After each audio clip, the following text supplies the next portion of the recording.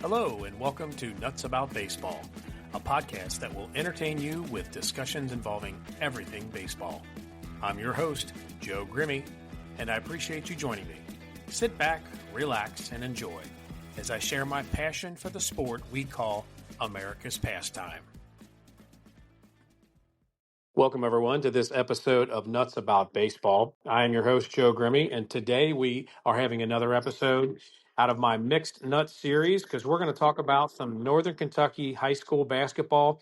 Joining me today is a repeat guest, and that is Greg Spencer. Greg, thanks for coming back to the podcast. My pleasure, Joe. Glad to be back. Enjoyed the first time. Look forward to this one.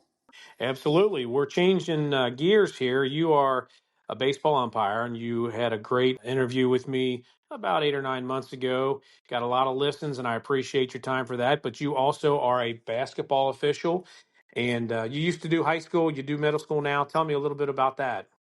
I did high school off and on, and then work got in the way. And then I came back and did some, actually in the 8th region 2 years ago, and it was a great time. I thoroughly enjoyed the 8th region schools.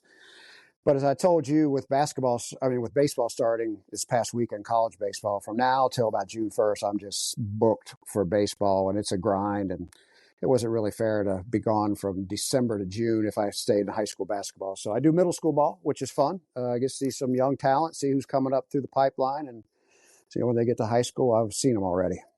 Well, you definitely have seen a lot of these teams that we're going to talk about today, and I'm going to go ahead for the listeners and just let them know where the Northern Kentucky teams rank as far as RPI, and this is 9th region. So we're going to go with number 1 is Covington Catholic, number 2 is Highlands, number 3 is Lloyd, number 4 is Ryle, number 5 is Holy Cross, 6th is Beechwood, 7 is Dixie Heights, 8 is Newport, 9 is Connor, and 10th is St. Henry. We're going to talk a little bit about the top 5 teams. I don't mean to discriminate, but I'm just going by the numbers. So let's go ahead and start out with Holy Cross. They are 18-8, and they're coached by Ricardo Johnson.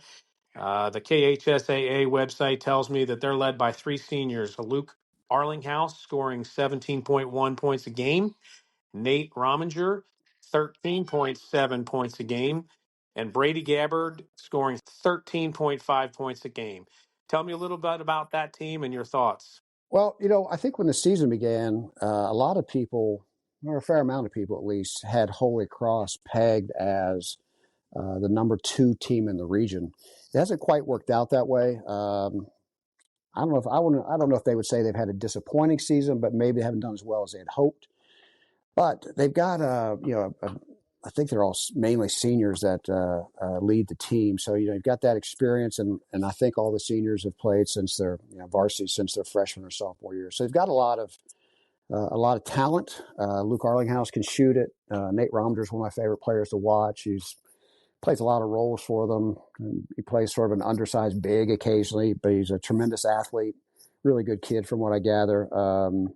Gabbard has a chance to be really good, big kid who likes to play on the perimeter. So they've got weapons, but they've been, up and down, I would say. They got beat by Newport in the All-A final. I think they were thinking I think most people expected them to beat Newport that day and didn't. They've been handled a little bit lately. Just lost a tough one to Highlands and got smoked by Covington Catholic, lost to Ryle. I mean, they're a little bit of a, Beechwood beat them. So they're a little bit of a downward trend right now, but they're still a problem. And really, as I mentioned earlier, the first round matchup of the district tournament between Beechwood and Holy Cross will be probably one of the better first round matchups. Definitely in the area. It's one of those, super competitive games. It's a toss up.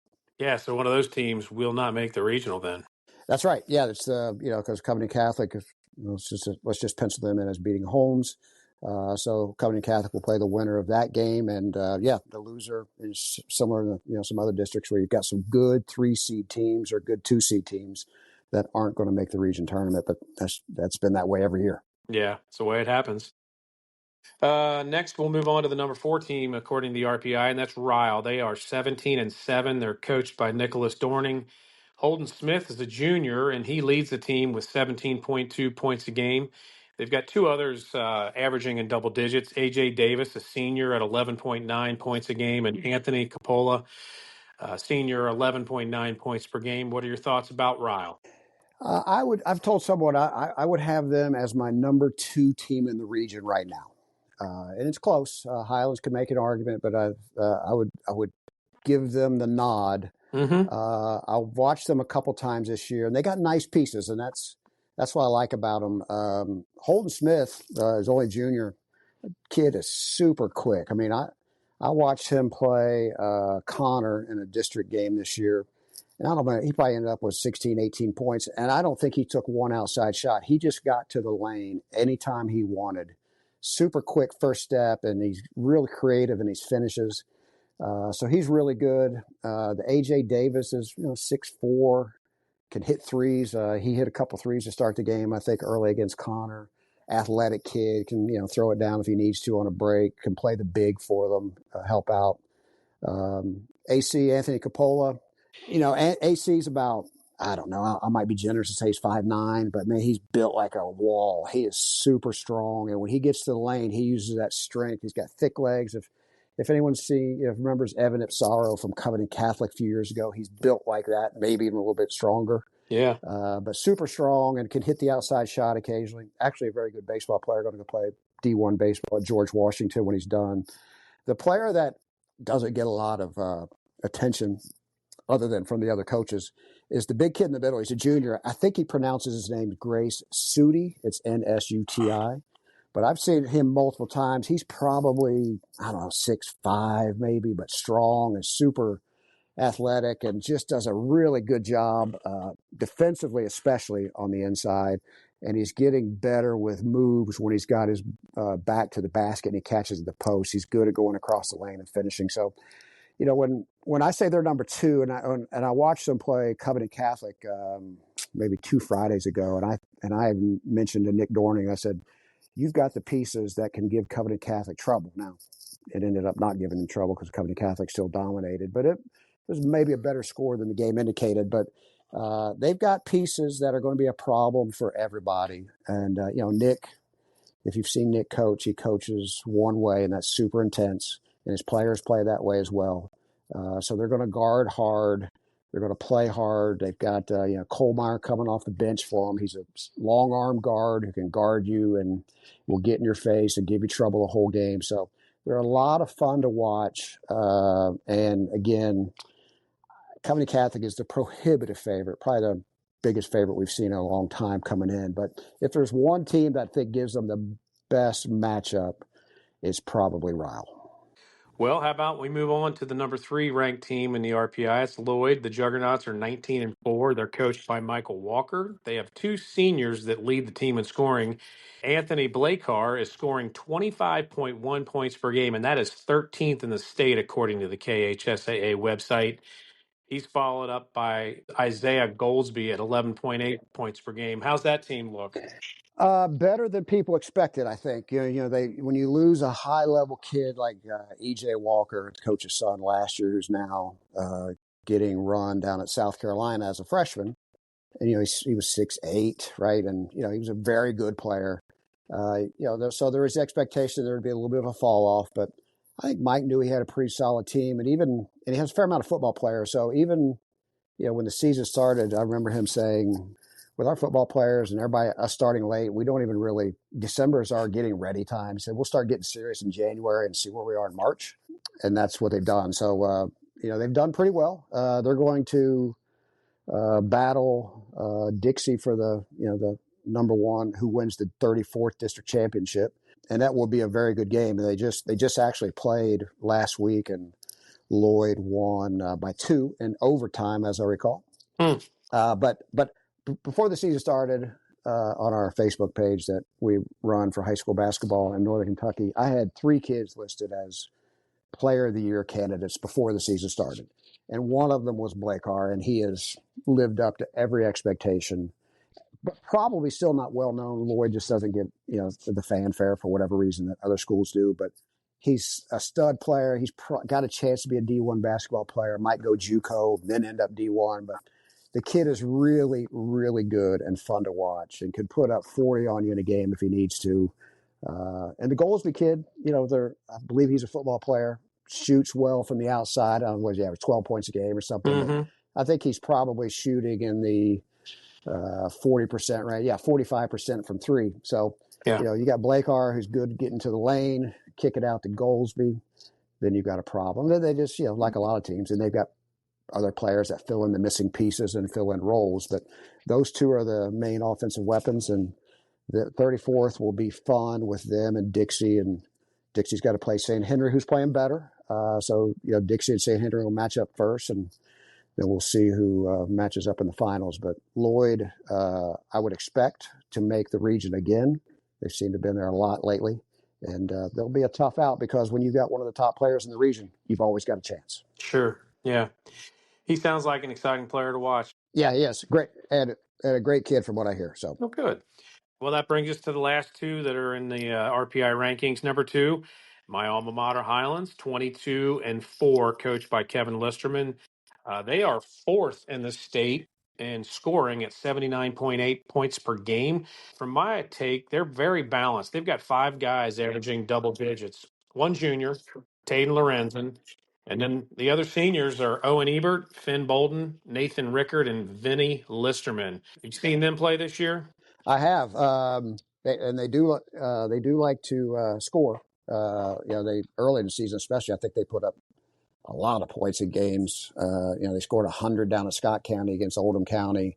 They scored 105 against team from Australia. I mean, they've had multiple games in the 80s.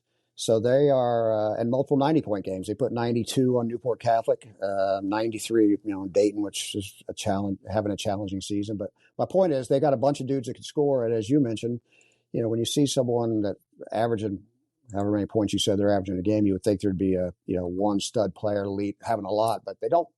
They've got, as you said, 4 or 5 players in the double figure range, and which is a nice option for Kevin Listerman to have as a coach, because you can, in a tight situation, when you're drawing up a play, you need a bucket, and the other coach is on the end trying to figure out who you're going to give it to. You got 5 guys, right? Yep. And you've got an 8th grader coming off the bench that's super exciting as well. And so, they're fun to watch. Their challenge is, they've got the big boy over in Park Hills in the region, and they lost to them by 22 or so late in the season, and Yeah. it's going to be a challenge. We were talking about if you took Covenant Catholic out of the 9th region tournament, this would be one of the better years for the 9th region tournament, because there's a bunch of teams that can beat each other, right? It'd be a fun. It'd still be a fun tournament because it's still fun to watch high school basketball, period. But it would be super competitive, and Highlands would be one of the teams. And look, they can still win, right? So they've got a chance. I mentioned Ryle, I think, is number 2, but I said Highlands could make the argument for number 2 as well. And I think they and Highlands and Ryle are, in 10 games, it could be 6-4, 5-5. Yeah. I mean, they're even with each other. So, look, Taylor Lorenzen is a force. I mean, he's a big, strong kid. He's got talent.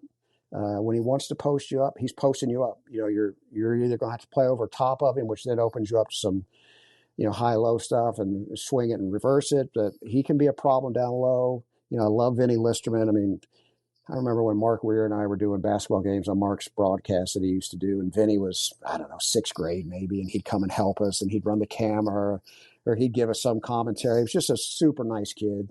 I think he's going to Thomas More, his dad said, to play basketball. High-level young man, and I think Highlands probably has a lot of those kids, like all teams do. But I'm a big fan of Vinny, and I hope he has nothing but success and finishes this strong. Watson Heating and Cooling is a small business located in northern Kentucky, which focuses on customer satisfaction and looking out for the customer's best interest when considering repairs and/or replacements. Because Watson's customers are neighbors, friends, and family, they take extra care to make sure each one receives the best service. Watson Heating and Cooling offers trained, licensed technicians, a courteous staff, and prompt service so that customers become their friends and part of their family. Watson provides goods and services for all your residential and light commercial needs. You can also sign up for their service plan to keep your system in good working order year-round.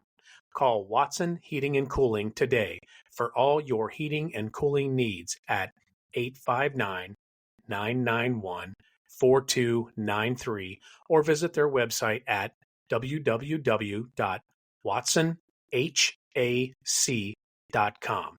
Watson Heating and Cooling, professional service at a neighborly price.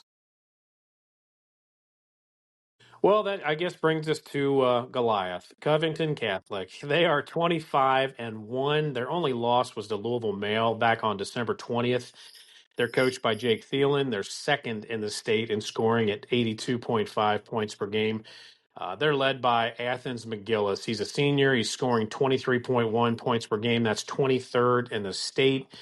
And he's followed up by a junior by the name of Braden Myrick at 18 points a game, and Donovan Bradshaw, a senior, at 12.5 points a game. Just to let the listeners know what they're doing against Holy Cross. I'm talking these other teams in the top five. They beat them 80-45. They beat Ryle 88-67. I don't see where they played Lloyd this year, but then, like you had mentioned, they beat Highlands 88-66. For the most part, they're blowing everybody out. Mm-hmm. I mean, in your opinion, you said anyone can beat anyone, but I think the odds are probably against that, in your opinion, for this year. Even when Covington Catholic won the state championship in 2018, and they were obviously very good, they still had Cooper, who actually beat them in that regular season and was a strong, strong competitor. We just haven't seen who that is this year based off of the regular season. So it's probably on paper, it's probably the more lopsided region we've had in a while. I'll say again, just a caveat, sure, any team can get beat on a given night, but it's going to take a lot of things to go wrong for Covenant Catholic and a lot of things to go right for other teams. I still think Ryle has the best chance if it happens. Yeah. But it's a problem. I mean, you've got, you list off those kids. I mean, this team has, probably 9 kids that can play, right? Now, they all don't get playing time because the top players play, and they're all seniors and they play. Athens McGillis, maybe he and Blake are, maybe Finn Loudon O'Connor. Those are the 3 kids I had before the year as player of the year candidates, and all of them have lived up to the hype. But Athens McGillis is just a problem one-on-one to guard, and he can finish creatively. He can get on heaters from the outside. He's going to find open men, and when you've got Braden Myrick land in your lap in the offseason, his family moved from Maysville up here to play at Covenant Catholic, and he shoots probably, 50% from 3 in that ballpark. So you got McGillis penetrating, and he's either going to score or kick it out, and you've got Myrick up in the corner waiting for the pass. It's a problem, right? Donovan Bradshaw is the unsung hero of this team, in my estimation. They play basically 4 guards, and then Bradshaw plays their big, and he's a wide receiver in football, right? So it shows you the athlete that he is. So when they get the ball off the defensive boards or they get a steal, all 5 kids are down the floor super quick, and they're scoring easy buckets because their 5 are beating your 5 down the floor almost every time. Yeah. Bradshaw blocks shots. He rebounds. I saw him play when I was Riley. He's hitting pull-up 3-pointers from the wing. He's just a high-effort kid, and he allows the 4 guards to play a lot of high-pressure defense on the outside, take chances on passes, because he's going to be there when if they do get by you, and make it a little bit more challenging at the rim. So Cash Harney, who hasn't scored a lot this year like he has the previous 3 or 4 years of varsity ball, a key component of that team. He's, if you've seen Cash, you know what he looks like physically. He's a football player, tremendous handle, hard to guard. They guard you really hard on the perimeter. They make life hard on the guards, and I've always said, high school basketball especially is a guards game, and if you make it hard on the guards out front, you got a good chance of winning. They got one kid, Tegan Stava, scores 3 points a game and plays 30 minutes a game because he is their defensive stopper. He'll guard the best player on the other team, the best perimeter player. And they all look like they've spent a lot of time in the weight room, even Athens. And Athens has played 4 years of varsity ball down there. And he came in and he started as played as a freshman. I don't know if he started or not, but he looked like an 8th grader physically. But he's big and strong now. Dylan Courtney comes off, gives him minutes. He'll be the quarterback next year. They're all big and strong, and that allows him to play physical. And Jake Thielen, he coaches one way, and that from the tip, it's super intense until the zeros hit. It doesn't matter what the deficit is. You're going to play hard, and you're going to play hard defense, and then that leads to a lot of offense. But they are a matchup problem for a lot of teams up here. You mentioned earlier they lost to Mayo, and that's the only loss of the year. They've dominated. I mean, I think the closest a Northern Kentucky team came was just this past Friday. I think Dixie's lost by 20 or so, and that was probably the closest anyone's come. And they got a 6'8" athletic kid, junior, on the bench. He doesn't hardly get any playing time. and he's really good. So they moved him to JV just to give him minutes, and he just dunks on every kid's head in any way you want, right? I mean, Yeah. he'll be in the lineup next year, so the depth is there. They'll come in strong next year, but this year is a year that they're as deep as they've probably been, and they are the strong favorites to win the tournament. Well, you definitely know your high school basketball. I'm glad that we have had this discussion. Maybe a little bit of a shout out to a few other players that are having great years. You already mentioned him because Finn Loudon, he's 24.8 points a game. He's 14th in the state. Also on that list, top 50 is Amante Lowe from Newport. Have you seen him play? Yes, tremendous. Stepping back to talking about Covington Catholic, the ideal situation this year would have been if Newport didn't lose all their players. Yeah. You've got Tay Kenny who's going to Kansas, right? High school All-American. He would have been a senior this year. Stark's kid, who's a junior, who's a D. You got offers from like Florida State. He's playing at a prep school now down south. He's a 6'8", 6'9" kid. You've got Turner, who's at a prep school in Arizona now, who's 6'7", a D1 kid, right? And if you had those three, and you get Low together, whew, that's a number one. That's a potential number one team in the state, and that would have made an awesome matchup between the Colonels and the Wildcats. But yeah, Amante Lowe is very good. Doesn't get enough attention. People who didn't follow basketball didn't know him until this year because of all the other players that were there. But he's really good. Finn Loudon is when I watch Finn will be bringing the ball to the floor, and you'll see a defender go, "Okay, I'm not far enough," because he won't shoot. Oh, he just shot and made it, right? I mean, he just there's whatever you think the limit of his range is, extend it a little bit, and that's his range. He could play college basketball if he wants. There's still there's a lot of good players. We were mentioning before Beechwood. Holy Cross is the 3 seed in the 35th district. Beechwood is actually the number 2 seed, and that is going to be maybe one of the best matchups in the state for the first round of the tournament. And they've got a young man named Topmiller. I think his first name is Dylan. I was talking to some coaches this weekend, and someone said he reminds me of a young Sam Vincent. I was like, whoa, that's a comparison right there. And he is bouncy. He's long. He can shoot. He doesn't force any action. He'll be one of the top players next couple of years. So that Beechwood Holy Cross matchup, as well as the Connor Cooper matchup, because if you remember, Cooper's had a really challenging year, some really tough losses, but everyone knew it was going to be a challenging year for them. But it took a 35-foot shot at the buzzer to beat, for Connor to beat them. So that Connor Cooper matchup in the first round could be good as well. So there's some nice matchups. You mentioned those teams, but there's some other teams that will compete, and you might have an upset or two in there.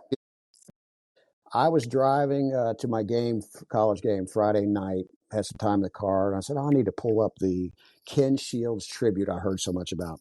That was one of my favorite episodes I've listened to. I mean, you got dudes in their 50s now, I'm assuming, some in their 70s that have played for him, and just the love and respect and adoration that they still have for Coach, as they call him, right? Yep. That was a tremendous episode. And then, you got one of my favorite people in the world, internet, with Abe Hills on there, and he about shut me down driving down the road, listening to him talk. So I would advise anyone that loves good people and Northern Kentucky high school basketball to go check that broadcast out. Well, thank you very much. I had a lot of fun putting it together, and it brought back some memories from growing up and watching those guys play. And stay tuned, because soon I will be able to interview Coach and his wife. It's going to be fun. Yeah, I can't wait either. It's going to be a great one to release. So, Greg, thanks again for your time. Until next time, I am Joe Grimme, and I am nuts about baseball.